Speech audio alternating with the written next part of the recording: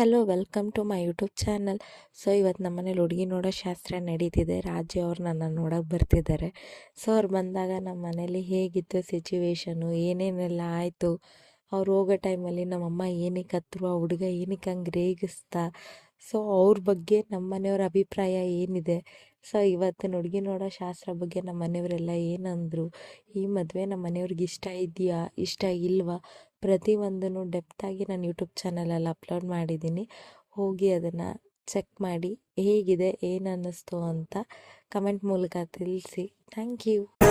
ಅಪ್ಪನ ಮಾತಲಿ ಅಮೃತಧಾರೆ, ಅಮ್ಮನ ಕಣ್ಣಲ್ಲಿ ಸಾವಿರ ತಾರೆ, ನೋಡಲಿ ಈಗ ಊರಿಗೆ ಊರೇ ಗೌಡ ಜೋರೆ, ಹಾಸ್ಯ ಲಾಸ್ಯ ಆರಂಭ.